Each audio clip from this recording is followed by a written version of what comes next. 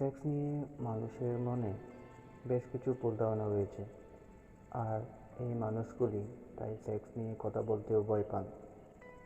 তবে বর্তমান যুব সমাজের মধ্যে অবশ্যই সেই ট্যাবু কিছুটা হলেও কেটেছে।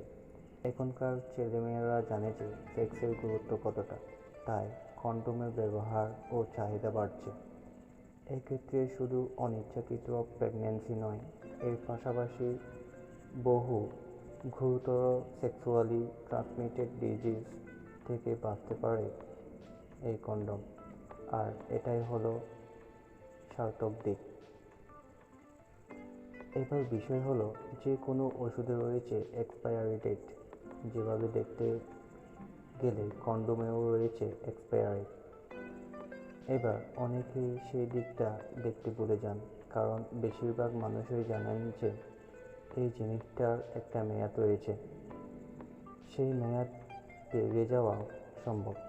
আসলে কন্ডোমের মেয়াদ থাকার একটি নির্দিষ্ট কারণ রয়েছে। Albert Einstein college of medicine gynaecologist doctor Naris Banfield বলেন, এই ক্ষেত্রে একটা সময়ের পর কন্ডোমের বিভিন্ন উপাদান খারাপ হতে থাকে।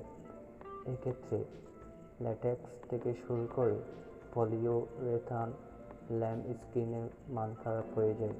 এবার এর মান খারাপ হলে সমস্যা তৈরি হয়। এই ক্ষেত্রে কন্ডোমের ফ্লেক্সিবিলিটি কমে, এই কারণে তা খুব সহজেই ছিঁড়ে যেতে পারে। ফলে এক্সপায়ার্ড কন্ডোম ব্যবহার করলে মানুষের এসটিডি বা অনিচ্ছাকৃত গর্ভধারণের ঘটনাও ঘটতে পারে। তাই কন্ডোম সাইড ইফেক্ট নিয়ে সতর্ক থাকা উচিত। কন্ডোমের মেয়াদ সম্পর্কে আমেরিকান সেক্সুয়াল হেলথ অ্যাসোসিয়েশনের ভাইস প্রেসিডেন্ট ডেপ্রো অলিন্ডল জানালেন, এক্ষেত্রে কন্ডোমের মেয়াদ লেখা থাকে তার প্যাকেটের পেছনে। বেশিরভাগ ল্যাটেক্স এবং পলিউরেথান কন্ডোমের তৈরির দিন থেকে 5 বছর পর্যন্ত থাকে এর মেয়াদ। অপরদিকে পলিসোপরিন কন্ডোমের মেয়াদ থাকে কিছুটা কম। তবে এখানে প্রশ্ন হলো, ধরুন বাড়িতে এক্সপায়ার কন্ডোম ছাড়া কিছু নেই, সেই অবস্থায় কী করবেন? এই প্রসঙ্গে বিশেষজ্ঞরা জানাচ্ছেন যে তখন ব্যবহার করতে হবে সেই কন্ডোমই, কারণ কিছু না ব্যবহার করা থেকে এক্সপায়ার কন্ডোম ব্যবহার করা ভালো। এক্ষেত্রে ঠান্ডা শুকনো জায়গায় এই কন্ডোম রাখতে পারলে তা ভালো থাকতে পারে।